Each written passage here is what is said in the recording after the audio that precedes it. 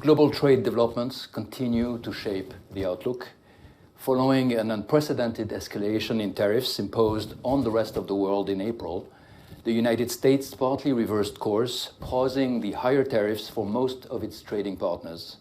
This and the de-escalation of trade tensions with China in May modestly reduced the US effective tariff rate from 24% to about 17%. Despite these welcome developments, tariffs remain historically high and global policy remains highly uncertain, with only a few countries having reached fully fleshed out trade agreements.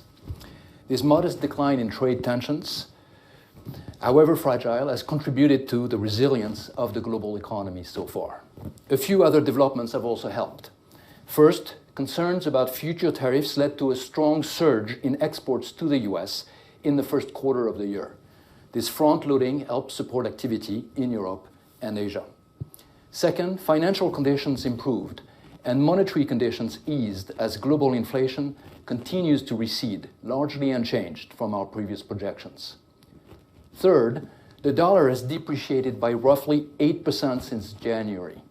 As we already pointed out in April, the effect of tariffs on exchange rates can be complex.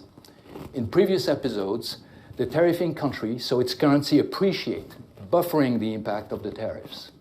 This time around, however, the dollar depreciation has amplified the impact of the tariff shock on other countries' competitiveness.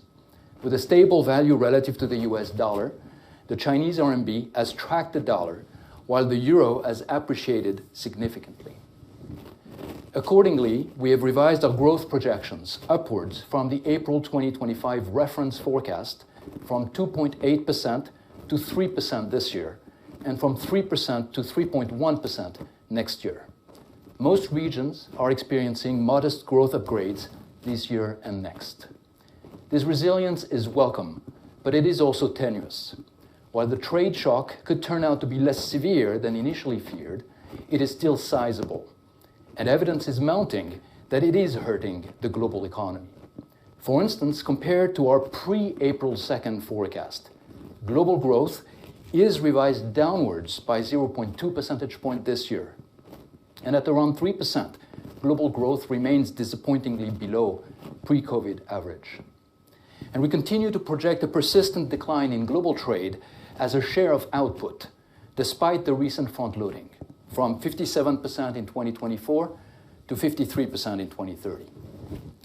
Risks to the scenario remain firmly to the downside. The current trade environment remains precarious. Tariffs could well reset at much higher levels once the pause expires on August 1st, or if existing deals unravel. If this were the case, model-based simulations suggest global output could be 0.3% lower in 2026. Without comprehensive agreements, the ongoing trade uncertainty could increasingly weigh on investment and activity. Further, while exports front-loading has supported global activity so far, firms could become vulnerable if the demand for stockpiled goods does not materialize. The geopolitical environment also remains fragile, with the potential for more negative supply disruptions. While global inflation continues to decline, the latest price data suggests that inflation pressures are building gradually in the US.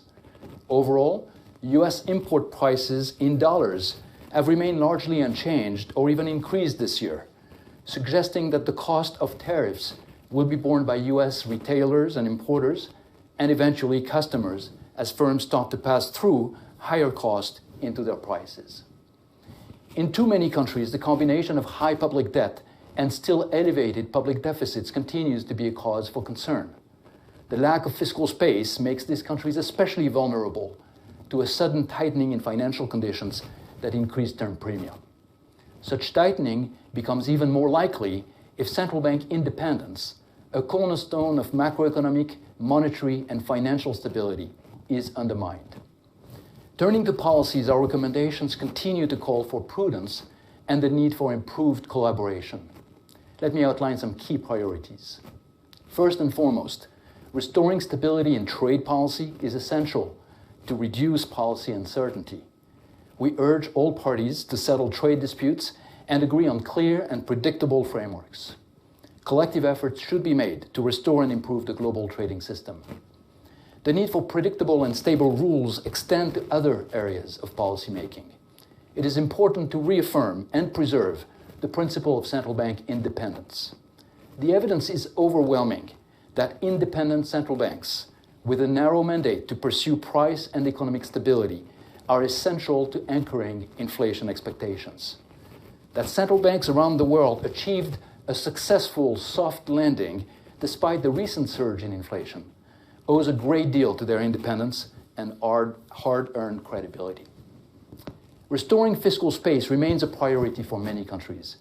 Even where new spending needs are emerging, efforts must be made to implement gradual and credible consolidation while protecting growth. Lastly, as global growth remains tepid, more efforts must be made to increase long-term productivity through structural reforms.